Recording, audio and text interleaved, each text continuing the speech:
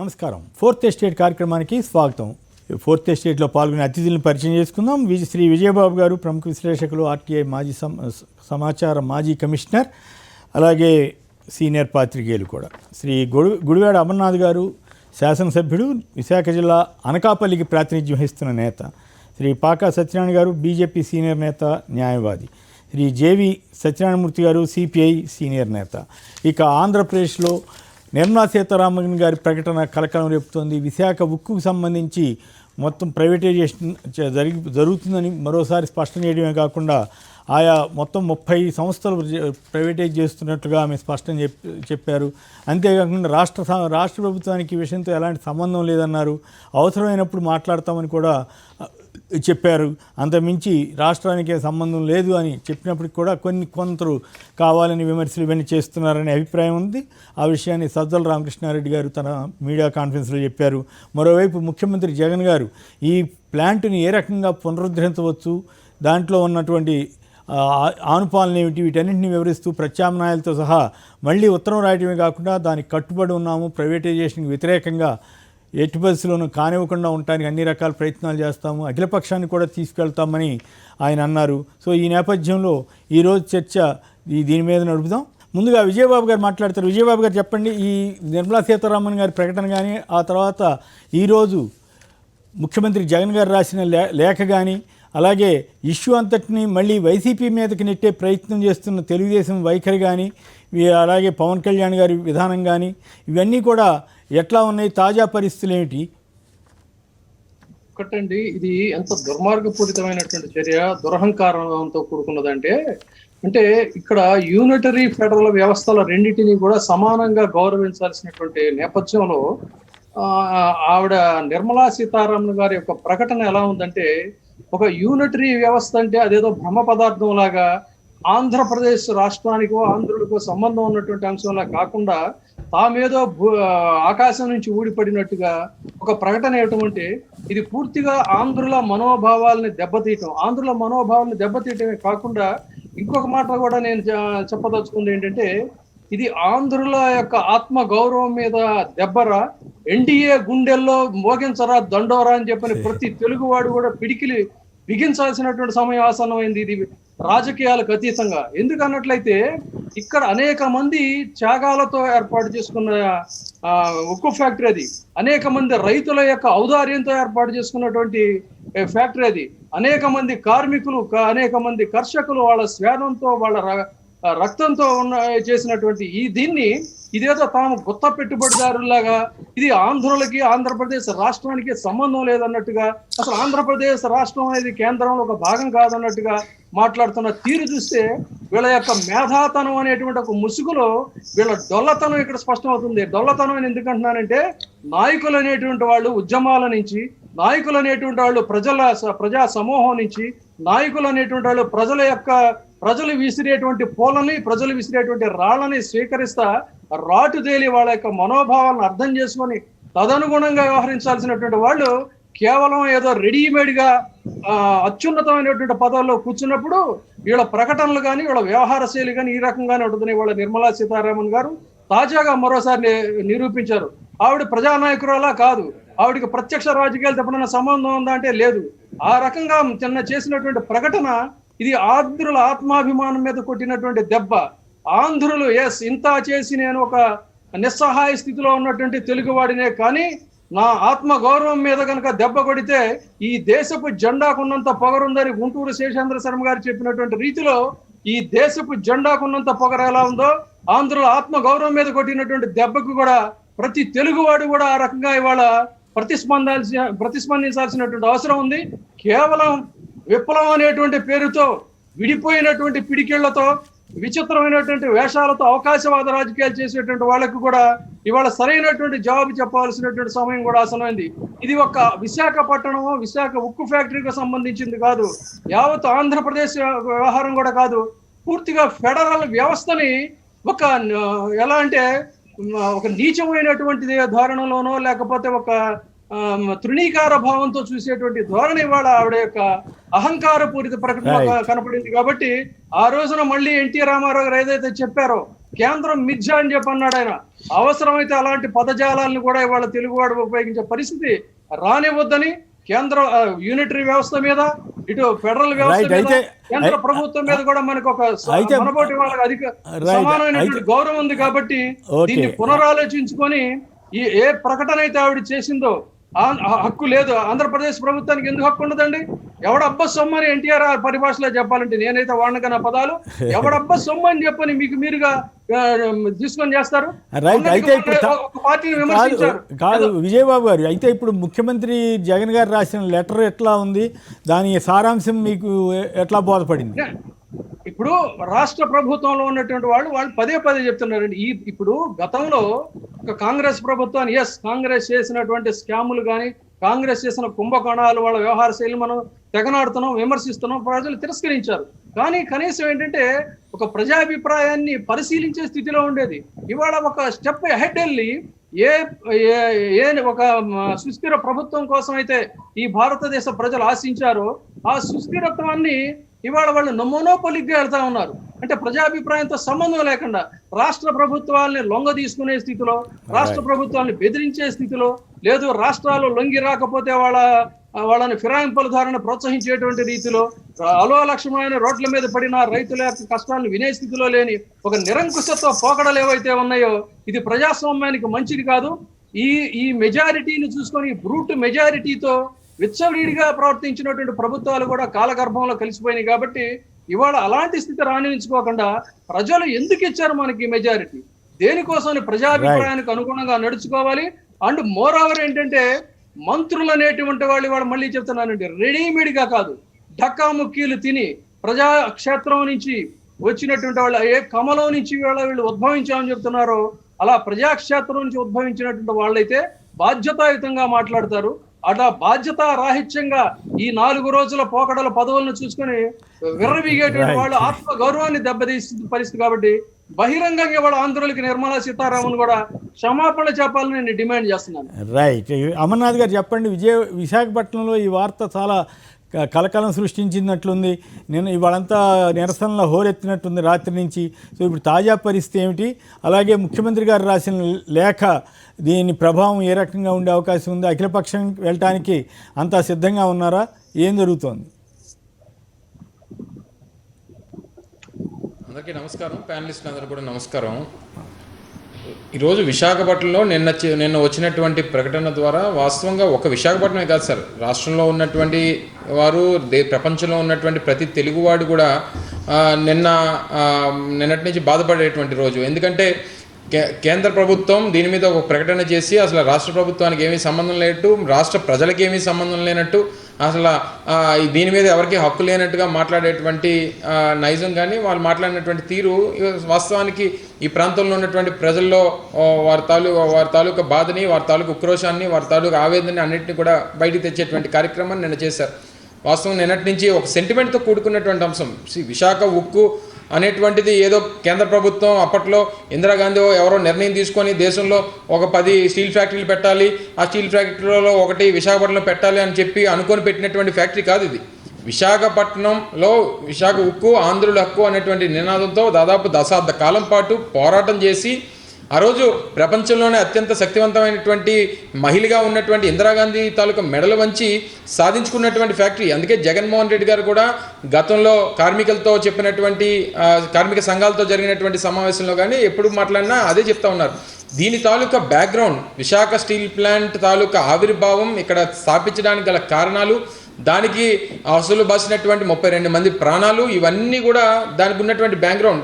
మనం ఎంతో కష్టపడి ఇప్పటికీ వాస్తవం చెప్పాలంటే 16,500 మంది నిర్వాసితులు, దాదాపు 64 గ్రామాలు, 26,000 ఎకరాలు. ఈరోజు ఇప్పటికీ నిర్వాసితుల్లో ఉన్నటువంటి వారు సగం మందికి ఇప్పటికి ఇంకా న్యాయం కూడా జరగనటువంటి పరిస్థితుల్లో ఇంకా కంపెనీ స్థాపించి ఈ ఉద్యోగాలు వస్తాయని చెప్పి ఇంకా ఆర్కార్డులు పట్టుకొని నిర్వాసులు తిరుగుతున్నటువంటి తరుణంలో ఈ సమయంలో కేంద్ర ప్రభుత్వం ఇటువంటి ప్రకటన చేస్తే సహజంగా ఈ ప్రాంతంలో ఉక్రోషం అన్నీ కూడా వెలగక్కేటువంటి పరిస్థితులు ఉంటాయి. ఈరోజు జగన్మోహన్ రెడ్డి గారు చెప్పినటువంటి గతంలో రాసినటువంటి లేఖ కానీ లేదా ఈరోజు రాసినటువంటి లేఖ కానీ కేంద్ర ప్రభుత్వం మీద ఒత్తిడి తీసుకురావాలి.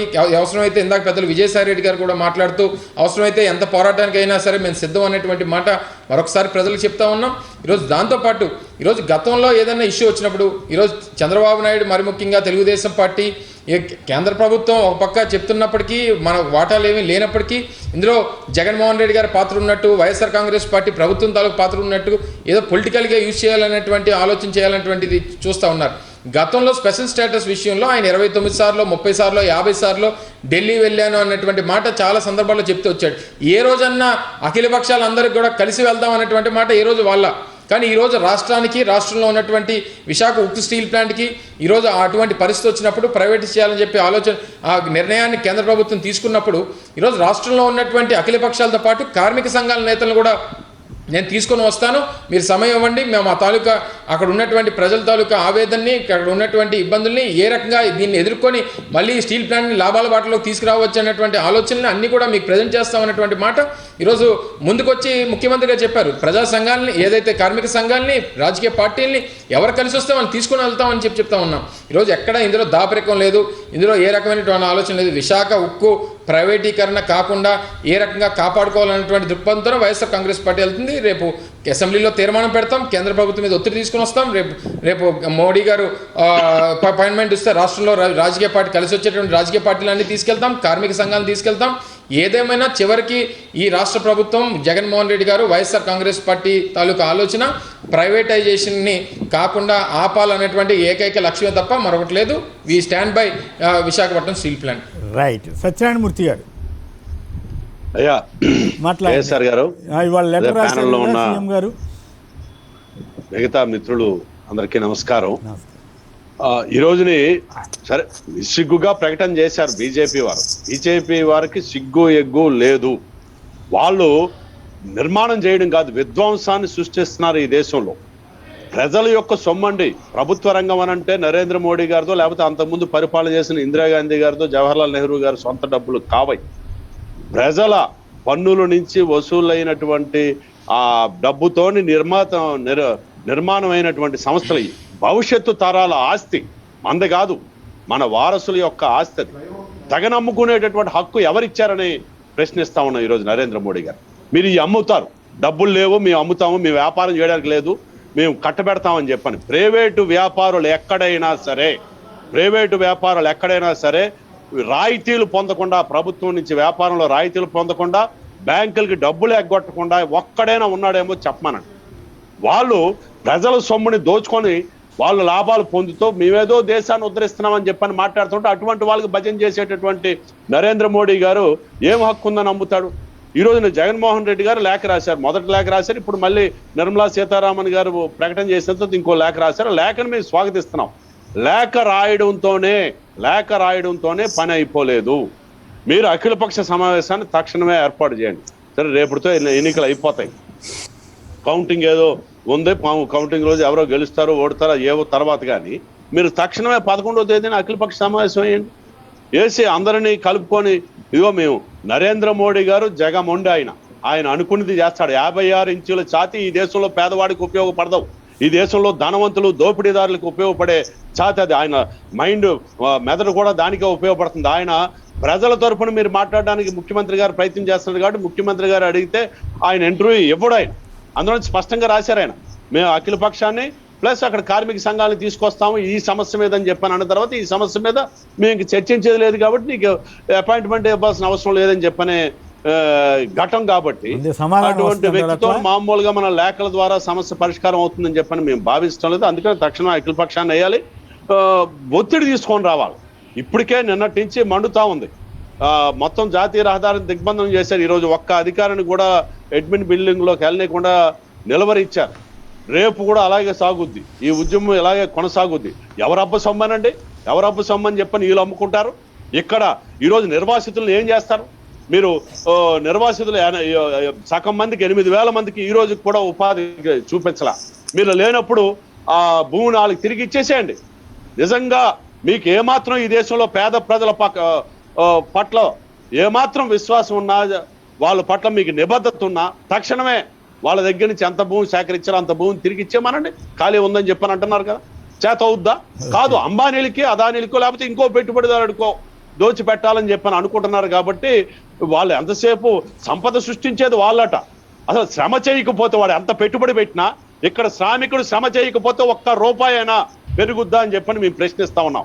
ఈ నేపథ్యంలో ఈ రకమైన విధానాలను మేము అంగీకరించేది లేదు. రెండోది, ముఖ్యమంత్రి గారి లేఖను మొత్తాన్ని స్వాగతిస్తున్నాం, కానీ అందులోని చివరి అంశం, ఆయన లేఖలో ఉన్నటువంటి చివరి అంశం డీలోని monetising land and make the company cash అనేది ఏదైతే ఉందో ఆ అంశాన్ని మటుకు అంగీకరించలేమండి.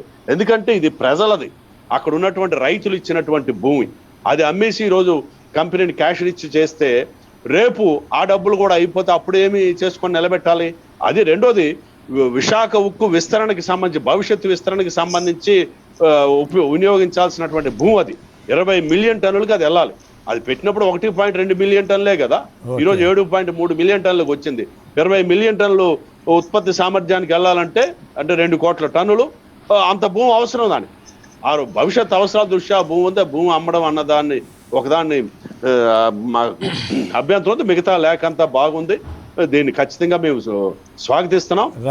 దీంతో పాటు ముఖ్యమంత్రి గారు తక్షణమే అఖిలపక్ష సమావేశాన్ని ఏర్పాటు చేసి మేమంతా ఈ అంశంలో, నేను మిగతా రాజకీయ విభేదాలు ఎవరు రాజకీయ పార్టీలు ఆలి, ఎవరు విధానాలు ఆలి, కానీ మిగతా ఈ ఒక్క అంశంలో అన్ని రాజకీయ పార్టీలది ఒకే మాట, ఎక్సెప్ట్ బీజేపీ అండ్ జనసేన. ఎందుకంటే జనసేనని కూడా కలుపు, జనసేనకే ప్రత్యేకమైనటువంటి మేనిఫెస్టో లేదా, వాళ్ళకి ఒక విధానం లేదు.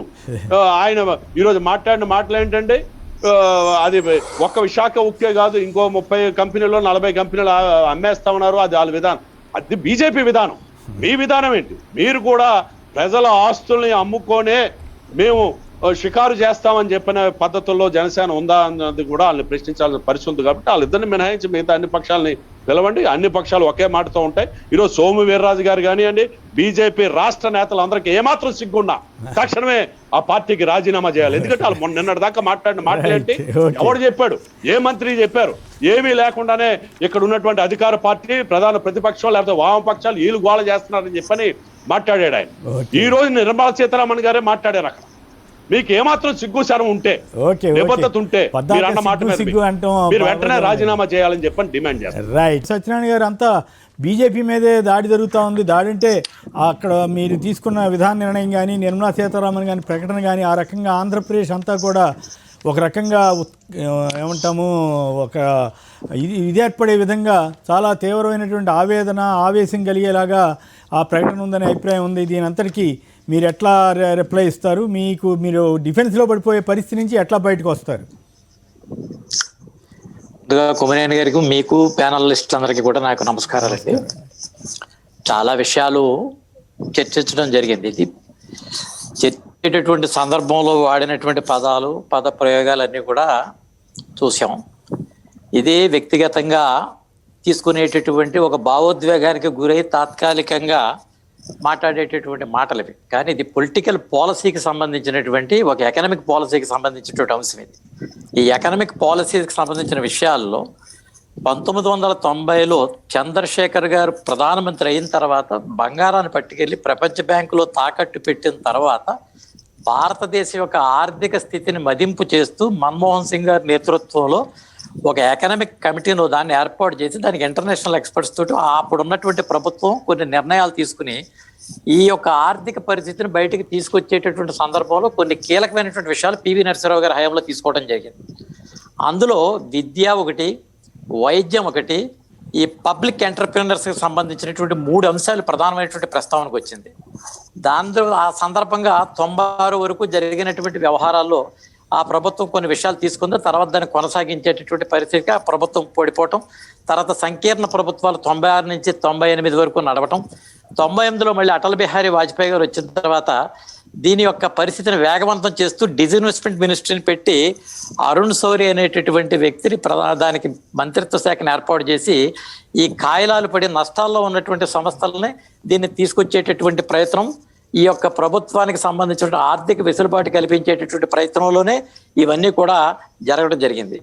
విశాఖపట్నానికి సంబంధించినటువంటి అంశం వచ్చినప్పుడు కూడా మీకు గుర్తుండే ఉంటుంది, 2002లో ఆ వేళ విపరీతమైనటువంటి నష్టాలకి లోబడినప్పుడు అప్పుడు దాన్ని మూసేసేటటువంటి పరిస్థితిలో వాజ్పేయి గారి ప్రభుత్వంలో సుమారు దానికి సంబంధించినటువంటి నష్టాలని దాన్ని ఈ యొక్క ఈక్విటీస్ కింద దాన్ని కన్వర్ట్ చేసి తిరిగి దాన్ని పునరుద్ధరించడం జరిగింది. ఆ తర్వాత 2 సంవత్సరాలు 3 సంవత్సరాల్లో కాస్త లాభాల్లోకి వచ్చి ఆ లాభాల నుంచి మళ్ళీ తిరిగి నష్టాల్లోకి వెళ్ళిపోవడం జరిగింది. ఇవాళ ఈ యొక్క క్యాగ్ సంబంధించినటువంటి రిపోర్ట్ ఇచ్చినప్పుడు ఈ పబ్లిక్ ఎంటర్ప్రినర్స్కి సంబంధించినటువంటి విషయాల్లో విపరీతమైనటువంటి ఆర్థిక పెనుభారాలు పెరిగిపోయి విపరీతమైనటువంటి నష్టాలు వచ్చినటువంటి స్థితిని గమనించి దీనికి సంబంధించినటువంటి నివేదికని ప్రభుత్వాలకు వారు అందజేయడం జరిగింది. ఎప్పుడైనా సరే మనకు ఉన్నటువంటి అనుభవం ఆంధ్రప్రదేశ్లో మనం చూసాం. హెచ్ఎంటీ లాంటి ఫ్యాక్టరీలు, అలాగే ఈసేఎల్ లాంటి ఫ్యాక్టరీస్, అదే రకంగా మనకు ఉన్నటువంటి అల్విన్ లాంటి సంస్థలు ఇవన్నీ మూతపడిపోవడానికి గల కారణం పబ్లిక్ సంబంధించినటువంటి రంగాల్లో హక్కుల గురించి మాట్లాడేవాళ్ళు తప్ప బాధ్యతల గురించి మాట్లాడేటటువంటి పరిస్థితి ఎక్కడా లేదు. ఎప్పుడైతే దీనికి సంబంధించి ఏదో కొద్ది మంది తమ యొక్క జీవనాలను గడపడం కోసమో లేదా దాని ఆధారంగా కొంత రాజకీయం చేసేటటువంటి ప్రక్రియలో జరిగేటటువంటి విషయం తప్ప దీన్ని స్థూలంగా దేశ ప్రయోజనాలు దానికి సంబంధించిన ఆర్థిక వ్యవస్థ నష్టపోయేటటువంటి యోచన కానీ అది కూడా లేదు. ఇవాళ మిత్రులు వామపక్ష భావజాలం కలిగినటువంటి వారు చాలా పెద్ద ఎత్తున ఆవేదన చెందుతూ మాట్లాడుతున్నారు. మరి 2004లో యూపీఏ ప్రభుత్వానికి మద్దతు ఇచ్చినప్పుడు ఆ వేళ మన సిగ్గెగ్గులేమైంది? ఆ రోజు మనం ఏం చేయగలిగాం? 2004 నుంచి 2014 వరకు జరిగినటువంటి 2 పర్యాయాల కాంగ్రెస్ ప్రభుత్వానికి కమ్యూనిస్టులు వెన్నుదన్నుగా నిలిచి ఈ యొక్క వ్యవస్థలో 10 సంవత్సరాల పాటు ఎన్ని సంస్థలను ఆ వేళ దాన్ని ప్రైవేటైజేషన్ చేయడం జరిగింది, ఎన్ని సంస్థలను డిజిన్వెస్ట్మెంట్లో దాన్ని అమ్మడం జరిగింది. దీనికి కూడా వారు సమాధానం చెప్పుకోవాల్సిన పరిస్థితి ఉంది. ఇవాళ ఈ యొక్క ప్రభుత్వం తీసుకున్నటువంటి నిర్ణయం కేవలం విశాఖపట్నానికి సంబంధించినటువంటి అంశం ఒకటే కాదు. ఈ యొక్క దేశంలో వండుకున్నటువంటి ఈ యొక్క ప్రైవేట్ రంగానికి లేదా పబ్లిక్ రంగంలో ఉన్నటువంటి పరిస్థితులు అన్ని కూడా తీసుకోవడం జరిగింది. ఇందాక ఒక విషయం చెప్పారు, ఆస్తులకు సంబంధించినటువంటి విషయాల్లో దాని మీద చర్చ, అది వేరే విషయం. మొన్న మిత్రులు కూడా కొన్ని సందర్భాల్లో కేవలం ఎస్సీ ఎస్టీ బీసీలకు సంబంధించిన ఉద్యోగాలు సంబంధించిన అంశాలు ఏవనెత్తారు. ఆ విషయం వచ్చినప్పుడు దానికి సంబంధించినటువంటి విషయం మీద మాట్లాడిన ఆలోచన ఉంటుంది. కానీ కంప్లీట్ నష్టాల్లో ఉన్నటువంటి సంస్థ ఆ రోజుకి ఆర్థికంగా పెనుభారం అయ్యేటటువంటి పరిస్థితుల్లో ఈ యొక్క పరిశ్రమ ఏర్పాటు సంబంధించిన విషయాల్లో కూడా ఆదిలో కూడా మీకు గుర్తుండే ఉంటుంది, ఇందిరాగాంధీ గారు దీన్ని ఏర్పాటు చేసేటటువంటి పరిస్థితుల్లో ఆవేళ కూడా ప్రభుత్వం ఒక నివేదిక ఇవ్వడం జరిగింది. క్యాప్టివ్ మైన్స్ లేకుండా ప్రొడక్షన్ కాస్ట్ హైక్ పెరిగితే భవిష్యత్తులో జరిగేటటువంటి నష్టాలకి మీరు ఏ రకంగా దీన్ని సమాధానం చెప్తారని అడిగారు. మనకు ఉన్నటువంటి అనుభవం ఏంటి? యూరోప్లో ఇంటిగ్రేటెడ్ ఫ్యాక్టరీస్ ఉంటాయి. ఐరన్ ఓర్ అక్కడే ఉంటుంది, ఫ్యాక్టరీ అక్కడే ఉంటుంది, ఎండ ప్రోడక్ట్ కూడా అక్కడే ఉంటుంది. ఇవాళ 400 కిలోమీటర్లు 500 కిలోమీటర్లు పైబడి వచ్చేటటువంటి ప్రొడక్షన్, దీనికి సంబంధించిన ఐరన్ క్యాప్టివ్ ఓర్ దానికి ఏర్పాటు చేయకుండా అక్కడి నుంచి తీసుకుని వచ్చి నష్టాల్లో ఉన్నటువంటి సంస్థకి మళ్ళీ అడిషనల్గా దాన్ని ప్రొక్యూర్మెంట్ ఇంకా పెంచేటటువంటి ప్రయత్నం చేయటం, ఆ నష్టాలు ఇంకా కూడా పెరిగిపోవడం ఇవాళ ఒక వైట్ ఎలిఫెంట్గా తయారయ్యేటువంటి పరిస్థితి ఉంది. ఒక దశలో అసలు దాని మీద ఉత్పత్తి లేకుండా ఊరికే ఉద్యోగస్తులకి జీతాలు ఇచ్చినా కూడా ఇంత లాస్ వచ్చేటటువంటి పరిస్థితి లేదనేటటువంటి స్థితికి వెళ్ళిపోయేటటువంటి స్థితి ఉంది. కాబట్టి ఇవన్నీ కూడా ఆలోచన చేసి దానికి సంబంధించిన దాని మీద ఆలోచన చేసేటటువంటి ప్రక్రియలో భాగంగా జరిగింది తప్ప ఎమోషనల్ సెంటిమెంట్ గా కాదు. ఎమోషనల్ సెంటిమెంట్స్ అని ఇక్కడ రెచ్చగొట్టేది. ఎమోషనల్ సెంటిమెంట్స్ ఎక్కువ ప్లే చేస్తున్నాయి. ఆంధ్రుల హక్కు విశాఖ ఉక్కు అనేటటువంటి మాట మాట్లాడుతున్నారు. మేమంటున్నాం విశాఖ ఉక్కు నిజాలు చెప్పు, అసలు ఏం జరిగింది, పనిచేసే ఏం జరిగేటటువంటి పరిస్థితి ఏమిటి?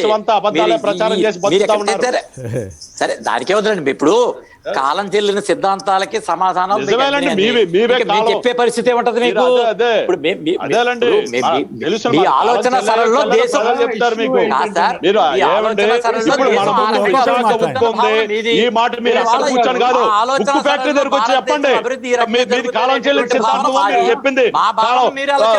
ఈ కాలానికి సరిపోయే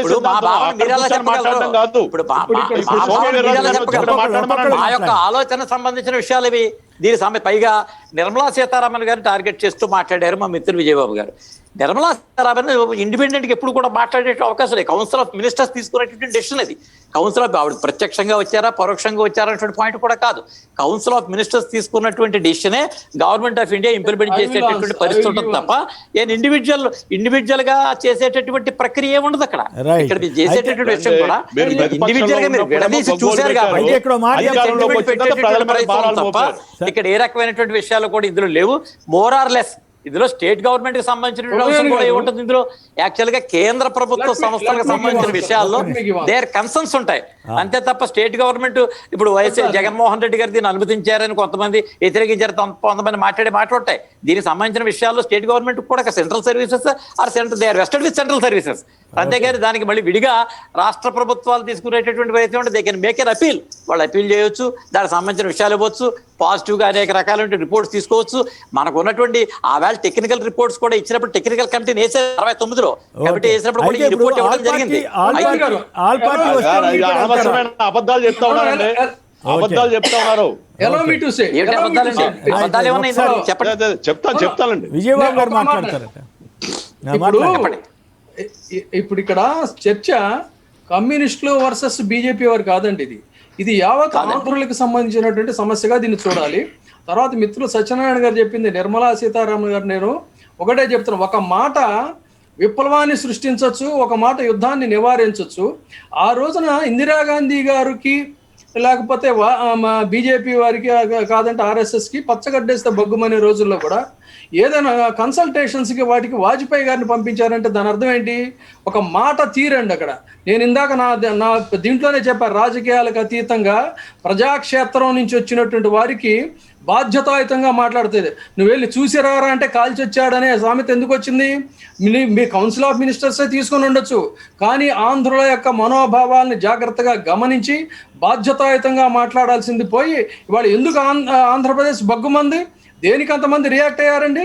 బికాస్ ఆఫ్ హర్ వర్డ్స్. అది గమనించండి. ప్రతిదాన్ని మనం పార్టీలో ఉన్నాం కాబట్టి వెనకేసు రావడం కాదు, అలా వెనకేసుకు వచ్చినప్పటికీ కూడా ఆంధ్ర తెలంగాణ ఉద్యమం కావచ్చు, ఇదే విశాఖ ఉక్కు ఫ్యాక్టరీ ఉద్యమం కావచ్చు, ఏ ప్రభుత్వాలు అయితే అధికారంలో ఉన్నాయో వాళ్ళు సైతం కూడా ప్రజాగ్రహానికి తోక ముడిచి ఉద్యమంలో పాల్గొన్నటువంటి చరిత్ర ఉంది, అది మర్చిపోవద్దు. అందుకని వాళ్ళు ఏదో మనం పార్టీలో ఉన్నాం కాబట్టి ఆ పార్టీని వెనకేసుకు రావాలనేది కాదు. పార్టీని వెనకేసుకొస్తారా, ధర్మాన్ని వెనకేసుకొస్తారా? ఇక్కడ మీరు చెప్పారు ఇంకొక వెరీ ఇంపార్టెంట్ పాయింట్ ఒకటి చెప్తున్నానండి. మూతపడిన పరిశ్రమలను వెనకేసుకోవడం ఆర్థిక వ్యవస్థ గురించి, ఇది రాజకీయం కాదన్నారు. ఆర్థిక వ్యవస్థలో మీరు కొంతమందికే ఈ దేశ ఆర్థిక సంపద అంతా పంచిపెట్టాలనుకుంటే ప్రియాంబుల్లో ఉన్నటువంటిది ఏంటంటే సావరిన్ సోషలిస్ట్ సెక్యులర్ స్టేట్ మంది. మీరు సావరిన్ సోషలిస్ట్ సెక్యులర్ అని తీసేసి దాన్ని అమెండ్ చేసి sovereign Adani Ambani secular state అని మీరు మార్చండి, వాళ్ళకి పంచిపెట్టండి ఆస్తుల్ని. ఇక్కడ 90% మంది పేదలు, ఒక ముగ్గురు నలుగురు 3% మందికి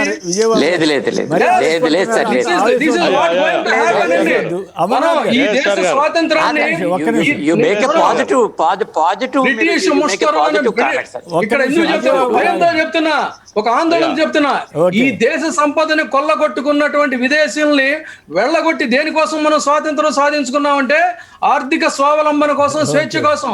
ఈ స్వేచ్ఛను మీరు ఆదాని అంబానీల యొక్క రేపు పొద్దున ఆడు మన లాంటి వైపు రానివ్వడండి. ఆడేదో అక్కడ రియల్ ఎస్టేట్ చేసుకుంటాడు, ఈ కొరియా వాడు వస్తాడు, వాడు వచ్చి అక్కడ గేట్లు పెడతాడు. మన స్వేచ్ఛను హరించినట్టు కాదా? ఈస్ట్ ఇండియా కంపెనీ వాళ్ళు చేసిన అధోపంలో కాదా?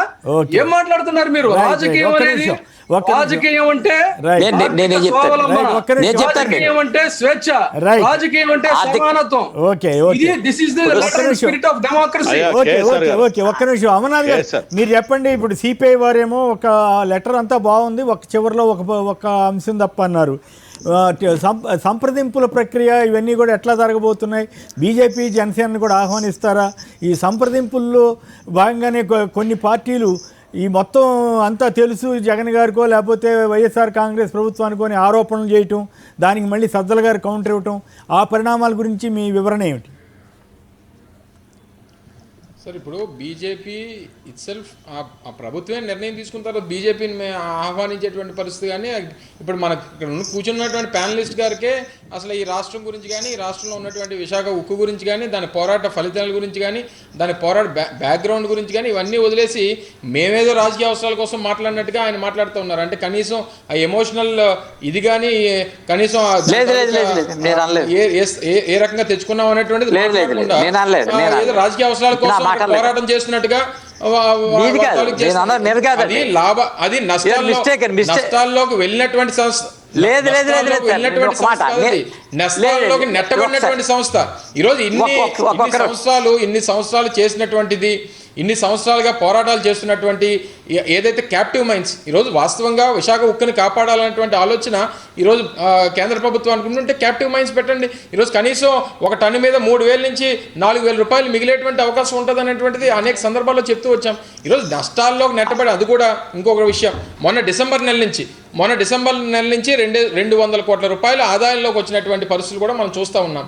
ఈరోజు ఇవన్నీ జరుగుతున్నటువంటి తరుణంలో కేవలం అవసరం దేశ సంపద కోసమో లేకపోతే దేశానికి సంబంధించినటువంటి నిర్ణయాల్లో భాగంగా దీన్ని కలిపేస్తున్నామంటే ప్రతి పోరాటానికి ఒక రకమైనటువంటి గుర్తింపునివ్వాల్సినటువంటి అవసరం, దాని తాలూకు బ్యాక్గ్రౌండ్ తెలుసుకోవాల్సినటువంటి అవసరం, ఎలాగ పోరాటం తెచ్చుకొని మనం సాధించుకున్నాం అనేటువంటిది ఆ బ్యాక్గ్రౌండ్ అన్నీ చూడాల్సినటువంటి అవసరం. కనీసం ఈరోజు ఉదాహరణకి విశాఖపట్నంలోనే హిందుస్థాన్ జింక్ని ప్రైవేటైజ్ చేశారు 2001 సంవత్సరంలో. ఆ రోజు చేసినటువంటి సంస్థ మీరు అన్నట్టు ఇందాక మీరు చెప్పినట్టు ఇప్పుడు హిందుస్థాన్ జింక్లో మా భూములు కూడా పోయి మా భూములు కూడా ఇచ్చాం. ఇప్పుడు మా ఊరికి ఆనుకొని ఉన్నటువంటి హిందుస్థాన్ జింక్ని ఆ రోజు వేదాంత గ్రూప్ కట్టబెట్టేస్తే ఈరోజు హిందుస్థాన్ జింక్లో పనిచేసేటువంటి వారు ఈరోజు ఈ రోడ్డు మీద పడిపోయి వారి తాలూకు పరిస్థితి ఏంటో అడిగితే చెప్తారు వారి తాలూకు కష్టాన్ని. సో ఇటువంటి పరిస్థితులు ఇప్పుడు ఏదైనా ఒక వ్యక్తికి కానీ లేకపోతే దేశానికి నాయకత్వం చేసేటువంటి వ్యక్తులకు కానీ వారికి ఆ ప్రాంతంలో ఉన్నటువంటి పరిస్థితులు, దానికోసం భూములు ఇచ్చినటువంటి రైతులు, దానికోసం త్యాగాలు చేసినటువంటి వ్యక్తులు, వారన్నింటినీ కూడా కనీసం పరిగణలో తీసుకోకుండా దాన్ని ఏ రకంగా దానికి బయటికి తీసుకురావాలన్నటువంటిది ఆలోచన చేయాలి తప్ప ఏ రకంగా సులువైనటువంటి మార్గాలను చూసి ఎవరికో ప్రైవేట్ వాళ్ళకి అప్పచెప్పేస్తే మన పని అయిపోతుందిలే అనేటువంటిది, రేపొద్దున ఎవరికో అప్పచెప్పేస్తే రేపొద్దున అసలు మీకు ఏంటి సంబంధం అనేటువంటి పరిస్థితులు వచ్చేస్తాయి. లోపలికి రానివ్వడానికి కూడా అవకాశం లేకుండా చేసేస్తారు. అరవై ఉన్నటువంటి కార్మికుల్ని పోస్కో సంస్థ ఉదాహరణ మీకు చెప్తా. పోస్కో సంస్థ దాదాపు 40 మిలియన్ టన్స్కి వాళ్ళ కెపాసిటీ అయితే వాళ్ళు నడుపుతుంది దగ్గర 5,000-6,000 మందితో నడుపుతూ ఉన్నారు ప్రపంచవ్యాప్తంగా. ఈరోజు 6.5 మిలియన్ టన్ను కెపాసిటీ ఉన్నటువంటి స్టీల్ ప్లాంట్ ఈరోజు 20,000 మంది డైరెక్ట్ ఎంప్లాయీస్, దగ్గర ఒక 20,000 మంది కాంట్రాక్ట్ ఎంప్లాయీస్, 40,000 మంది పనిచేస్తూ ఉన్నారు. ఏమైపోతారు వారంతా? ఈరోజు కనీసం ఆ రోజు భూములు ఇచ్చినటువంటి రైతులకే అమర్నాథ్ గారు ఇక్కడ ఈ పాయింట్లో మీరు చెప్పిన పాయింట్ ఆధారంగా చూస్తే వాళ్ళు అంత భారీ ఎత్తున నడుపుతూ కూడా 4-5 వేల మంది ఎట్లా సరిపోతున్నారు, ఇక్కడ 20,000 మంది 40,000 మంది ఎట్లా అవసరం అయ్యారు? అది ఏదన్నా తేడా ఏమన్నా ఉందా ఏంటి?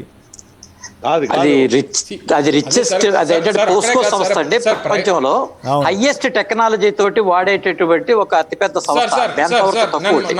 కాబట్టి వాళ్ళు ఏంటంటే మొత్తం operation okay right okay Amarnath గారు.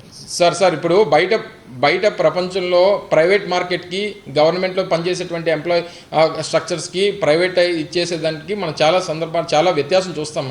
సో ప్రైవేట్ వాడు ₹1 ఇచ్చాడంటే వాడి మన రక్తం అంతా పీల్చేసేటువంటి పరిస్థితులు ఉంటాయి. ఈరోజు గవర్నమెంట్ జాబులు కానీ గవర్నమెంట్ ఇది కానీ ఏముంటుందంటే మనిషి తాలూకా ఆ శక్తి మేరకు ఎంత పని చేయించాలి, రోజుకి ఎన్ని గంటలు పని చేయాలనేటువంటి దాని మీద ప్రభుత్వం ఆ వ్యక్తి తాలూకా ఆ పనితనాన్ని బట్టి, ఆ వ్యక్తికి ఉన్నటువంటి శక్తిని బట్టి పని చేయించుకునేటువంటి దానికి కొన్ని రూల్స్ మనం ఫ్రేమ్ చేసుకున్నాం. ఆ రాజ్యాంగంలో కానీ చట్టాల్లో కానీ అన్నింటిలో కూడా మనం ఫ్రేమ్ చేసుకున్నాం. ఈరోజు ప్రైవేట్ ఎంప్లాయీస్ 8 hours డ్యూటీ ఉన్నటువంటి ఎంప్లాయీస్ని ప్రైవేట్ సంస్థలు చూపించండి మీరు ఎక్కడన్నా. సో ఇవన్నీ ఈ సంస్థకు సంబంధించి ఈరోజు ఏ త్యాగాలతో తీసుకుని వచ్చాం, ఏ త్యాగాలతో ప్రాణాలు పోయి 32 మంది ప్రాణాలు పోయి సాధించుకున్నటువంటి విశాఖ ఉక్కు. బీజేపీ కానీ దీని జోలికి వచ్చి రేపు పొద్దున వస్తే విశాఖ ఉక్కు ఇంకా ఈ రాష్ట్రంలో బీజేపీ తుక్కు అయిపోయేటటువంటి పరిస్థితులు ఉంటాయనేటువంటిది కనీసం ఆలోచించకుండా ఈరోజు వారు తీసుకుంటున్నటువంటి నిర్ణయాలు, కనీసం ఈ ప్రాంత ప్రజల తాలూకా సెంటిమెంట్స్, ఎమోషన్స్ కనీసం ఏవి కూడా పరిలో తీసుకోలేనటువంటి పరిస్థితిలో వారు ఉన్నారు. ఇప్పటికైనా గమనించి ఇక్కడ జరుగుతున్నటువంటి పోరాటాలకు గౌరవం ఇచ్చి కనీసం ఏంటి జరుగుతుందో ఏం చేయాలనేటువంటిది కనీసం రాష్ట్ర ప్రభుత్వంతో కూడా మాట్లాడకుండా వారు తీసుకుంటున్నటువంటి నిర్ణయాలు మాకేదో సంబంధం లేనట్టు మనకేది. అందుకనే గౌరవ ముఖ్యమంత్రి గారు కేంద్ర ప్రభుత్వం ప్రధానమంత్రి గారికి లేఖ రాశారు. అఖిలపక్ష సమావేశానికి అఖిల పక్షాలతో వస్తామని చెప్పారు, కార్మిక సంఘాలను తీసుకొస్తామని చెప్పారు. అపాయింట్మెంట్ ఇచ్చిన తర్వాత ఇందాక నాని గారు చెప్పినప్పుడు తప్పకుండా ముఖ్యమంత్రి గారు వెళ్ళే ముందు డెఫినెట్గా అందరిని పిలిచి మాట్లాడతారు. ఎజెండా ఫిక్స్ చేసుకొని మనం రేపు ప్రధానమంత్రి గారిని కలిసేటువంటి పరిస్థితులు ఉంటాయి తప్ప నేను పిలిచారు కదా అంటే మీ మటుకు మీరు ఢిల్లీ వచ్చండి మేము ఎలా వచ్చేస్తామని చెప్పేటువంటి పరిస్థితులు ఉండవు. డెఫినెట్గా అఖిలపక్ష సమావేశాన్ని ఏర్పాటు చేస్తారు, మాట్లాడతారు, డిస్కస్ చేస్తారు, తీసుకొని వెళ్ళి. కానీ ఈరోజు బీజేపీని జనసేన ఎంత అన్యాయం అండి.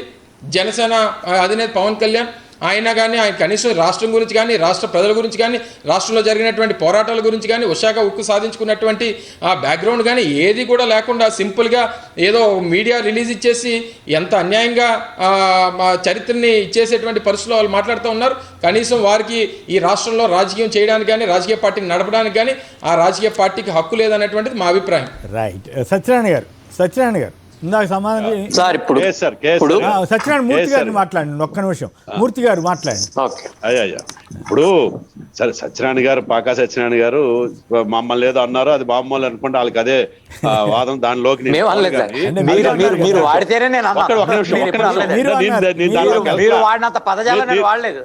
వెళ్ళట్లేదు అందులోకి.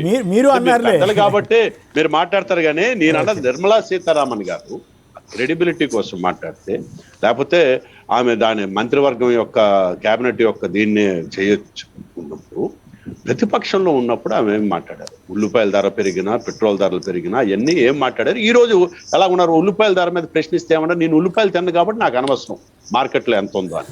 అంటే మీరు అదే పార్లమెంట్లో ఉల్లిపాయ ధర పెరిగితే మీరు ప్రతిపక్షంలో ఉన్నప్పుడు ప్రశ్నిస్తారా?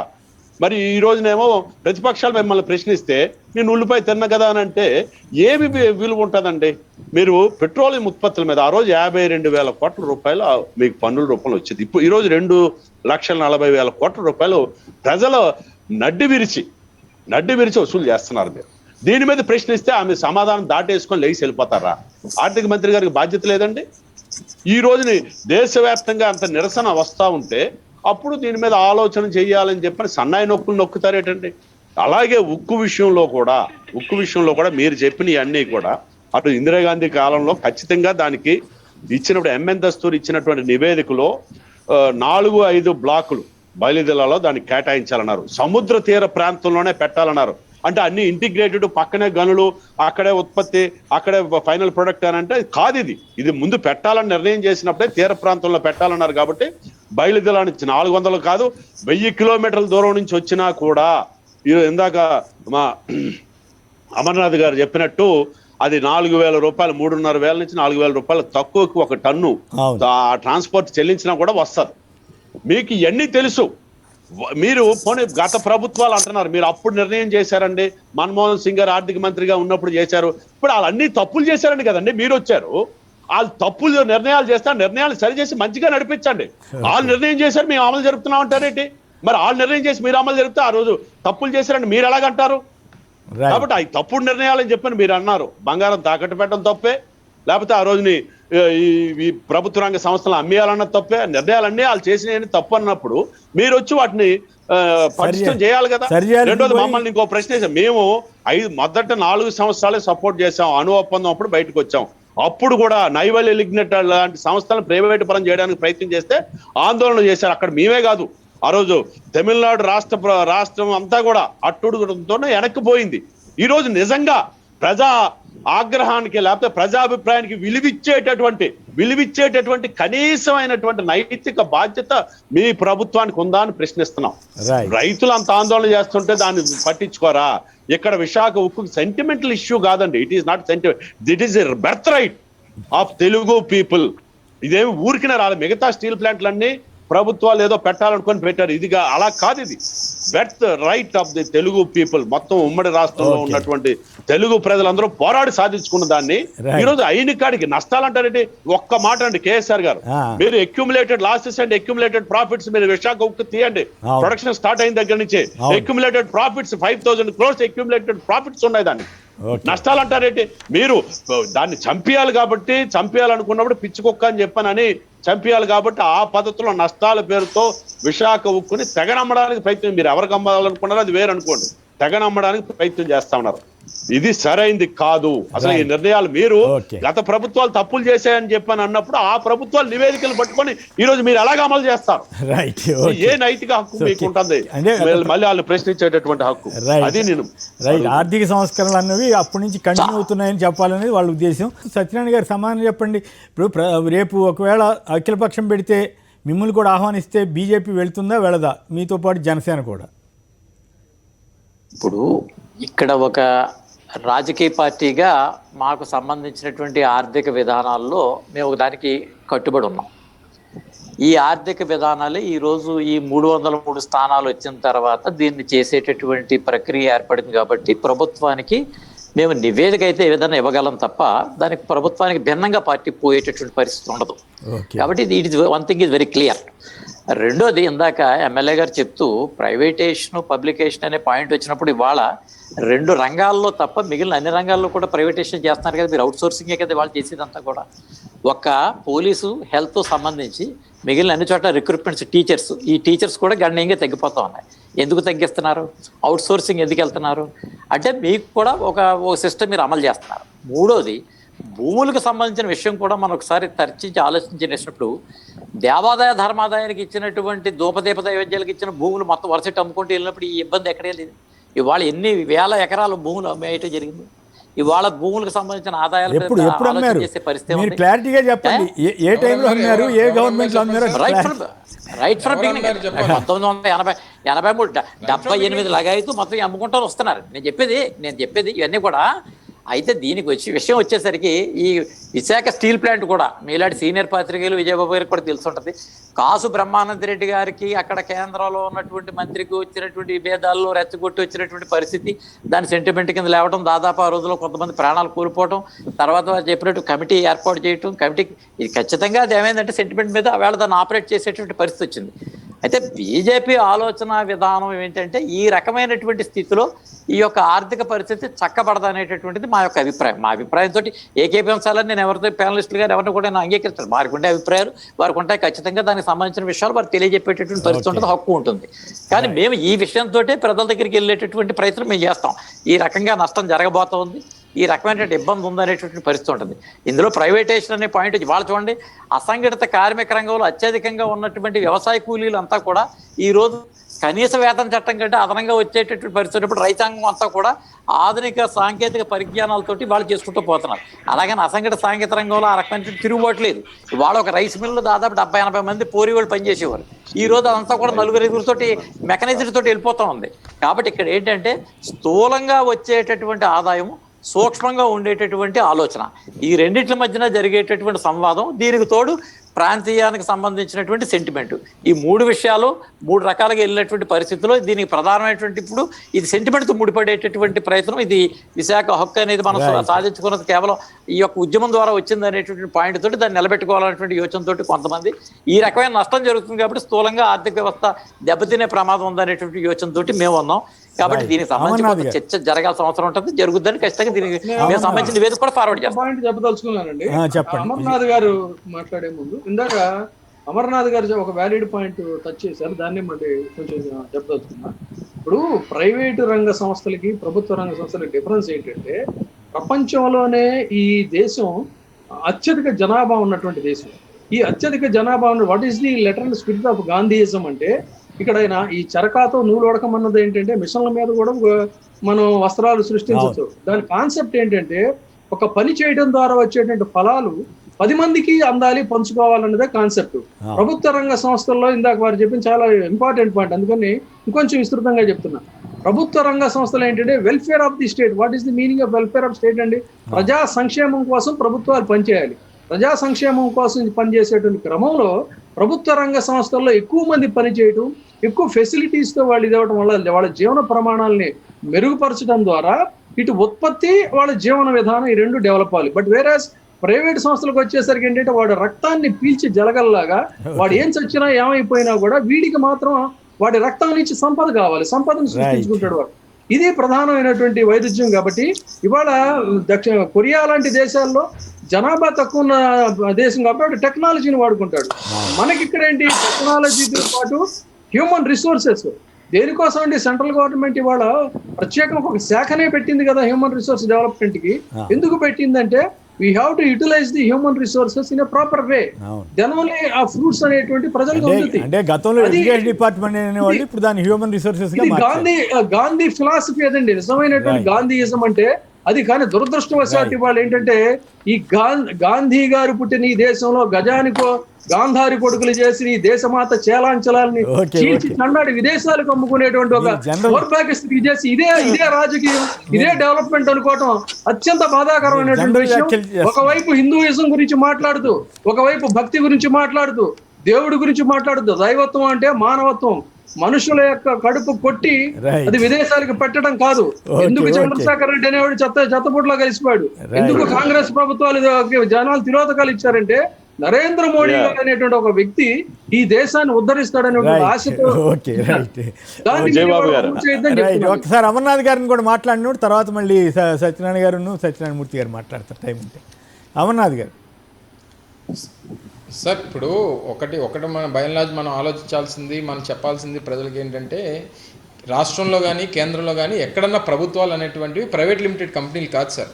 ఇవి ప్రజల కోసం పనిచేయడానికి ప్రజాస్వామ్య వ్యవస్థలో మన స్వతంత్రం వచ్చిన దగ్గర నుంచి ఈ 75 సంవత్సరాలు ఏదైతే గడుస్తూ ఉన్నాయో ఈ వచ్చినటువంటి ఈ ప్రభుత్వాలన్నీ ప్రజాస్వామ్యంలో ప్రజల కోసం, ప్రజల చేత, ప్రజలు బాగోగుల కోసం, ప్రజల సంక్షేమం కోసం, ప్రజలకు ఏదో చేయాలనేటువంటి ఉద్దేశంతో ఏర్పడినటువంటివి. రేపు పొద్దున్న ఒక సంస్థకి ఏదో నష్టం వచ్చిందని చెప్పి అది అమ్మేసి, రేపు ఇంకో సంస్థకి నష్టం వచ్చిందని చెప్పి అది అమ్మేసి, అన్నీ అమ్మేసి రేపు పొద్దున్న దేశం నష్టంలోకి వెళ్ళిపోతే దేశాన్ని ఇంకో దేశానికి అమ్మేసేటువంటి పరిస్థితులు రేపు పొద్దున్న వచ్చేస్తే ఇంక మనం ఈ దేశంలో మనం మళ్ళీ బానిసగా బతికేటువంటి పరిస్థితులు రావడానికి ఎవరు సిద్ధంగా లేరు. సో ఇటువంటి పరిస్థితుల్లో ఏదన్నా ఒక ప్రభుత్వ రంగ సంస్థకు సంబంధించి ఏదైనా ఇబ్బంది వచ్చినప్పుడు దాన్ని ఒక తండ్రిగా కాపాడాల్సినటువంటి బాధ్యత కేంద్ర ప్రభుత్వానికి ఉంది. కేంద్ర ప్రభుత్వం దాన్ని ఎలాగా ఇబ్బందుల్లో నుంచి బయటపడేయాలనేటువంటిది ఆలోచన చేయాలి తప్ప అమ్మేస్తే ఒక పని అయిపోతులే అనేటువంటి ఆలోచన రావడం అనేటువంటిది చాలా ఇబ్బందికరమైనటువంటి పరిస్థితి. దాంతోపాటు విశాఖ ఉక్కు, ఆంధ్రుల హక్కు అనేటువంటిది ఒక గొప్ప పోరాటంతో సాధించుకున్నటువంటి సంస్థ. దీన్ని ప్రైవేటైజ్ చేయడానికి వీల్లేదు. దానికోసం ఎంతవరకైనా వైఎస్ఆర్ కాంగ్రెస్ పార్టీ జగన్మోహన్ రెడ్డి గారి నాయకత్వంలో పోరాటం చేస్తాం, వెనకడుగేసేటువంటి ప్రసక్తే లేదు. మూర్తి గారు. అయ్యా బీజేపీ వాదన విన్నారు కదా. అవును విజయబాబు గారు చెప్పిన ఒక అంశం. ఈరోజు గాంధీ మహాత్ముడిని మర్చిపోయారు, కళ్ళద్దాయిలో మిగిలే మనకి. పాలకులు చాలా తెలివిగా గాంధీ మహాత్ముడు గారిని మర్పించేటటువంటి పద్ధతిలో స్వచ్ఛ భారత్ పేరుతో గాంధీ గారి కళ్ళద్దాలనే మిగిల్చారు. రేపు ఆ కళ్ళద్దాలు కూడా పోతాయి. కాబట్టి గాంధీ సిద్ధాంతాలు మళ్ళీ చెప్తారు. గాంధీ సోషలిజం అని చెప్పని అనుకుని వచ్చింది బీజేపీ. గాంధీ సోషలిజం, ఇప్పుడు గాంధీ సోషలిజం పోయింది. రెండోది, విశాఖ ఉక్కుకి సంబంధించి అక్యుములేటెడ్ ప్రాఫిట్స్ సంగతి ఇందా చెప్పారు. 42,000 కోట్ల రూపాయలు పన్నులు కట్టారండి రాష్ట్రానికి కానీ కేంద్రానికి కానీ, పన్నులు కానీ డివిడెండ్లు కానీ. ఇప్పుడు దాకా నేను ఏ ప్రైవేటు రంగ సంస్థ, ప్రైవేట్ రంగంలో ఉన్న ఏ సంస్థ అంత ఎక్కువ పద్ధతిలో ₹1 కూడా రాయితీ లేకుండా పన్నులు అనే నష్టాలు వచ్చినప్పుడు కూడా చెల్లించారు. మీకు అంత ఆదాయం వస్తా ఉంది దీని నుంచి, ప్రభుత్వ రంగ సంస్థ. ఈ ఆదాయాన్ని కూడా మీరు పరిగణలోకి తీసుకుంటారా? దీన్ని నష్టాలు వస్తున్నాయనే పేరుతో అమ్మేయడం అన్నది మటుకు సరైనది కాదు. రైట్. సత్యనారాయణ గారు, ఫైనల్ గా సత్యనారాయణ గారు. సార్ ఇప్పుడు మానవత్వంతో ఉండమని అడుగుతున్నారు వాళ్ళందరూ. మానవత్వమే, వారి లిమిటెడ్ మానవత్వం, మాది విశాలమైన మానవత్వం.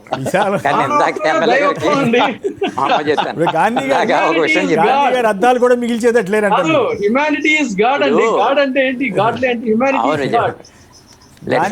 ఇప్పుడు గాంధీ గారు స్వాతంత్రం సంపాదించేటప్పుడు ఉన్నటువంటి ఆర్థిక పరిస్థితి, అప్పుడు ఉన్నటువంటి విధానాలు, తర్వాత సాంకేతిక రంగంలో వచ్చేటటువంటి పరిస్థితి, ఇవన్నీ కూడా రావడం జరిగింది.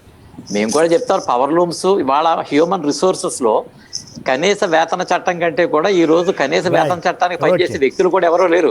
మనకు అందరూ కూడా బయటకు ఎవరైనా పనివాడు కావాలంటే దాదాపు మనం ఎక్కువ పెట్టి చెల్లించే పరిస్థితి ఉంది. అంటే ప్రైవేట్ రంగంలో ఒకప్పుడు గవర్నమెంట్ ఉద్యోగాల కోసం వెంపర్లాడేవాళ్ళు వాళ్ళందరూ కూడా సాఫ్ట్వేర్ ఇంజనీర్లు, సాఫ్ట్వేర్ కంపెనీలు ఇవన్నీ కూడా ప్రైవేట్కి ఎందుకు వెళ్లే పరిస్థితి? మేము చదువుకునే రోజుల్లో ఖచ్చితంగా ఎక్కడో చోట ఒక చిన్న ఉద్యోగం వస్తే సరిపోతుంది, గవర్నమెంట్ సెక్యూరిటీ అనుకునేవాడు. ఇవాళ గవర్నమెంట్ ఉద్యోగాల కంటే కూడా ప్రైవేట్ రంగంలో నీ ప్రతిభను బట్టి నీకు ఉన్నటువంటి శక్తిని బట్టి వెళ్లే పరిస్థితి ఉంది. ఓవరాల్ ఒక విషయం, సోషలిజం ఆధారంగా డెవలప్ అవుతుందా, కమ్యూనిజం ఆధారంగా డెవలప్ అవుతుందా, మావోయిజం ఆధారంగా డెవలప్ అవుతుందా, లెనినిజం ఆధారంగా డెవలప్ అవుతుందా, మిక్స్డ్ ఎకానమీ విధానం ఆధారం అవుతుందని ఒక్కొక్క పార్టీకి ఒక్కొక్క రకమైన విధానాలు ఉంటాయి. భారతీయ జనతా పార్టీకి ఇంటిగ్రేటెడ్ హ్యూమనిజం అనేటువంటి సిరీస్. ఓకే, గుడివాడ అమర్నాథ్ గారు, పాకా సత్యనారాయణ గారు, జేవి సత్యనారాయణమూర్తి గారు అందరు కూడా ధన్యవాదాలు. ఇది నేటి 4th ఎస్టేట్ కార్యక్రమం. నమస్కారం.